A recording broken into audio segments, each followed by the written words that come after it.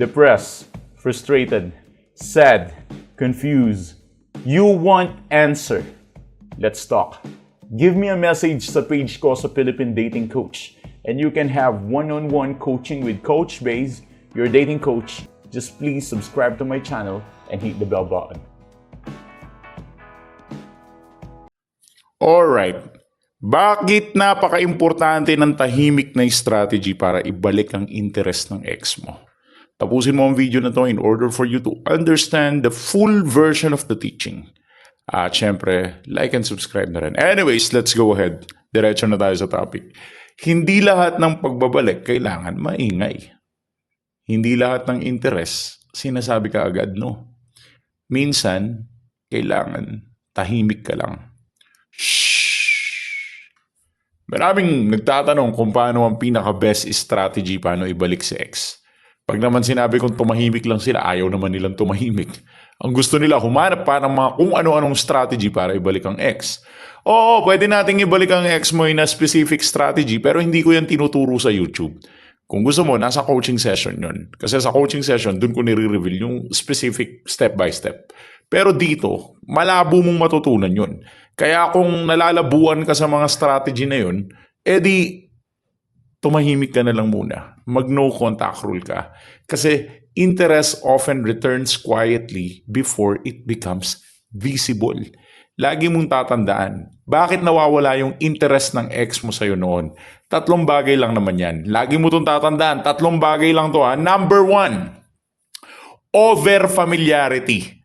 Sanay na siya sa presence mo. Sanay na siya sa style mo. Sanay na siya sa vibes mo. Sanay na siya na sobrang weak mo. At sanay na siya na naghahabol ka. Nawala na ng excitement, nawala na ng tension. Kumbaga sa movie, paulit-ulit ka ng pinanood. Nung unang beses mong pinanood yung movie, matutuwa ka. Pero kapag paulit-ulit mong pinanood yung movie, mauumay ka na. Kasi nga, wala ng tension, wala ng excitement kasi predictable na, di ba?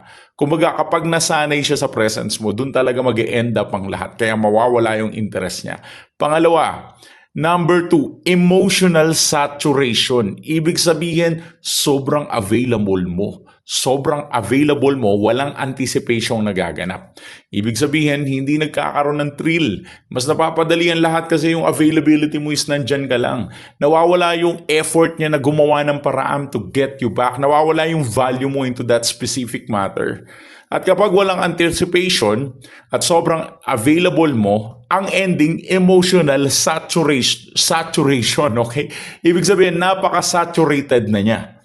Pangatlo, predictability. Alam na niya ang galaw mo at nawawala na ang curiosity. Kagaya ng sinabi ko, over-familiar na, predictable ka na. Boy, girl, wala ka na magagawa sa part na yan.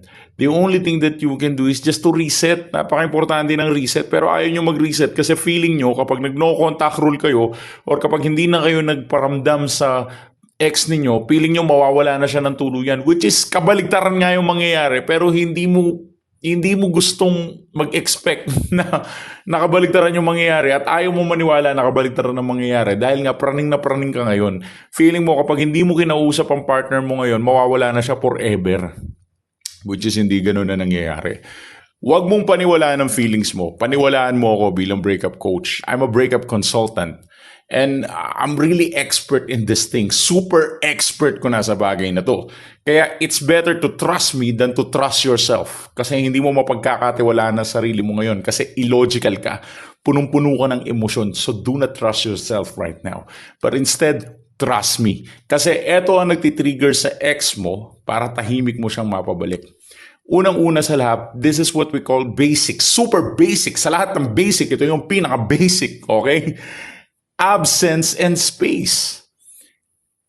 Huwag ka masyadong maging reactive at huwag mong ibigay lahat ng, alam mo yun, huwag ka masyadong giver. Kapag hindi ka na nagpaparamdam or hindi ka nagiging reactive sa mga pinaggagawa niyo, when I say reactive, alam mo yun, yung hindi ka niya makontrol, hindi niya ma-predict, hindi ka niya makuha, hindi ka nagiging reactive sa mga actions niya. Kapag nangyari kasi yan, magkakaroon siya ng space para mag-reflect. Pangalawa, kailangan mo rin ng self-improvement, visible personal growth. Kapag napansin niya na mas composed ka, mas confident ka, mas may sarili kang buhay, At higit sa lahat, yung compose ka, confident, sarili kang buhay, nag-improve ka, at ang pinakamalupit doon, haluan mo na wala kang paki sa kanya. Kapag wala kang paki sa kanya, nagkakaroon ng tinatawag nating renewed curiosity. Ibig sabihin, nare-renew yung curiosity niya sa'yo. Nabubuhay ulit. Kumbaga, napapa-inlove mo siya ulit. Kasi parang, ayun this is just a basic human psychology that you need to understand. It's part of psychology. Kailangan nilang ma-inlove ulit sa'yo. Pangatlo is emotional reset, di ba? Kapag nagkaroon na ng emotional reset, yan yung sinasabi ko sa'yo. Kapag nawala yung pressure, mawawala yung negative associations, bumabalik yung positive memories. Kaya mag-no contact rule ka. Mandatory. Pero as I said, depende yan sa sitwasyon. Kasi may mga ilan sa inyo may anak na or may mga ilan sa inyo sobrang komplikado na sitwasyon. Siyempre, hindi naman kayo, lahat ng sitwasyon nyo para-pareho. Kaya napaka-general ng advice ko dito. Pero kung ang sitwasyon mo is sobrang specific, pwede kang magpa-coaching sa amin sa Philippine Dating Coach. Message mo si Jerry doon. Or, manood ka ng maraming videos dito, baka matuto ka. Pero kung sobrang specific at hindi mo na kaya, then let me help you regarding this one. So, paano ito lumalabas? Paano nga ba yung silent signs para maibalik mo yung ex mo? Unang-una, kailangan mo na matinding laban sa katahimikan. Silence is everything. Ego protection yan. Ayaw niyang magmukhang naghahabol ka agad. Kaya kahit tahimik ka lang, hindi pa yan hahabol ka agad. Magkakaroon ng testing phase din, syempre, kung paano ka magre-react. At titignan din niya kung may access pa siya sa'yo. Itatry ka niyang i-chat from time to time. At pangatlo, magkakaroon na siya ng uncertainty. Kung hindi pa siya sigurado kung gusto ka niyang balikan o curious lang siya. Anong ibig ko sabihin? Kapag naging tahimik ka, magkakaroon niya ng palaisipan. Kasi siya na yung magbabasa ngayon sa'yo. Kapag kasi madaldal ka masyado or lagi kang available or lagi kang reachable, lagi kang nakakausap, i-expect mo, madali kang basahin. Huwag kang bobo, di ba? Kung narinig mo na ako na sinabi kong do not reveal yourself. Do not reveal yourself. Huwag kang bobo. Huwag kang masyadong emotional. Huwag kang masyadong mag-rely sa emotion mo. Pakawalan mo din yung sarili mo.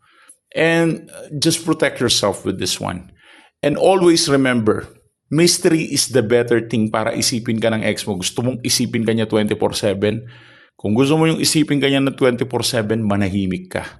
Pag nanahimik ka, magbabasa yan. Kasi nga, hindi ka na niya makilala eh. Hindi na niya alam mga pinagagagawa mo. Natural, ang ending niyan, ikaw din yung babasahin niya. Kung gusto mo siya mag-effort, mag-isip sa'yo, manahimik ka. Ngayon, kung tingin mo nga katahimikan ay hindi ang sagot para ibalik ang ex mo at iniisip mo, baka may iba pa bang way, coach? Okay, give us a message sa page ko sa Philippine Dating Coach. Thanks for watching.